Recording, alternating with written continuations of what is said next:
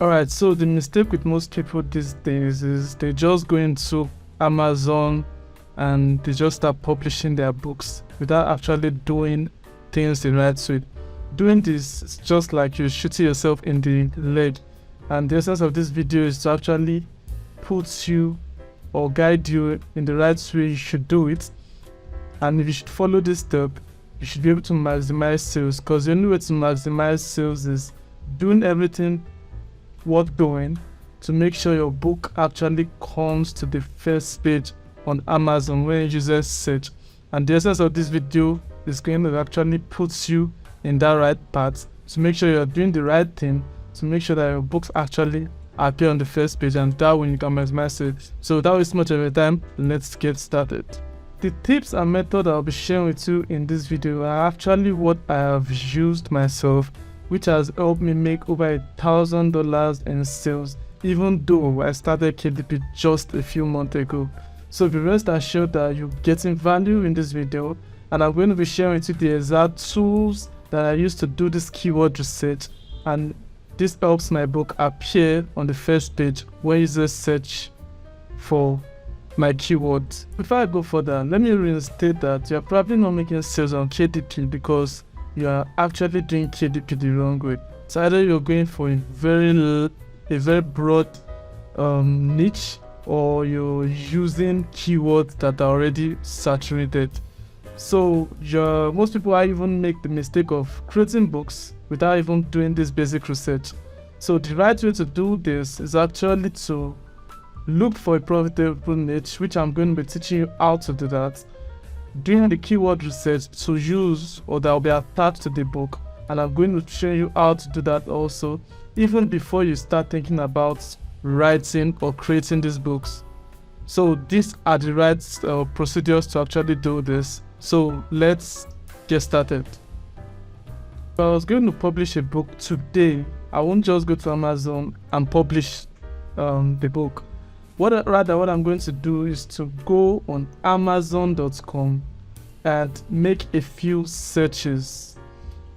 What I found is what's going to make me know if the book I have in mind or the book I would intend to create is actually low competitive. Starting out on Amazon, you actually need to go for these low competitive keywords because they are less saturated and you are increasing your chances of getting noticed. Take for instance, you're just in a gathering, and maybe a gathering of 5 people, and you're in that same gathering. If someone should come there, it's very likely for them to see you than for it to be in a gathering of 10,000 people. If someone should come there, you might not actually be seen, right? It might just be those that are at the front or at the center that might be seen. So that is just exactly what we are trying to do. So if I'm going to create a book today, I'm going to come to Amazon.com and actually make sure I'm in a less saturated niche. And how are you going to do that? Come to Amazon.com, right? We're going to be using the Amazon search bar in this case. So when we come, let's say I want to create a book about self-help. I can just come here and type self-help, right? And I'm going to hit this enter button. So I'm going to come here and type self-help. And when you type self-help, you would notice that it has about 70,000 results for self-help. In this case, it is very saturated. For beginners, it is recommended that you go for niches below 1,000, and in most cases, even if you want to go for niches or keywords that are as high volume, you can still do 3,000. But in this case, 70,000 is a lot to cope with. So what we're going to do in this case is try as much as possible to niche down. And how can you do that? Well, you can do that by using long tail keywords. So these keywords, you might be asking what are keywords actually. They are just basic sentences or phrases that potential buyers go on Amazon to search for, right? So if a buyer comes on Amazon to search for this particular keyword, which is self-help, he's going to be having 70,000 results to go through. But a buyer would not have that kind of time to sit down and start looking for 70,000 or going to 70,000. That is going to what? Go for those that is actually seen on the first page, which are all these particular books you are seeing. So in this case, I'm going to try and niche down to a particular niche where I know that if a buyer comes, they can actually see me. So what I want to do here is click on this Amazon search bar.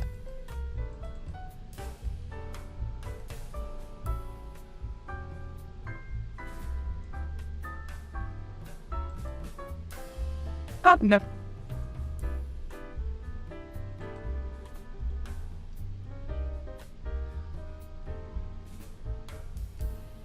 I'm just going to come to this Amazon search bar, and these are actually suggestions of what other people are searching for on KDP. So let's say I'm going for this, which is self-help books for teens.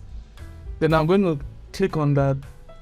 And as you can see, the search result has come down to 20,000, right from 70,000 we saw earlier. But 20,000 is still a large, or is still a more saturated environment for someone just starting out, or someone who is looking to actually make sales fast. So what I'm still going to do is to look for opportunities to niche down this particular keyword, which is actually self-help books for kids. So I can decide to come back to the search bar again. As you can see, self-help for books, self-help books for teens, 12 to 16 years is actually more or less saturated with just about 2,000 results. So if you should understand what I just did there, we started from having the bigger keyword, which was self-help. Then we niched down to self-help books for teens, which has about 20,000 results, before we finally got to self-help for teens 12 to 16 years old. Now I've seen that this particular keyword is actually less saturated. I can decide to go for it by also looking for more of this particular kind of keywords that are less than 3,000 if I want to go for a keyword with such high volume, or I can decide to even niche down totally and go for keywords that are less than 1,000 in search result on Amazon. So this is basically how it is done for basics, right?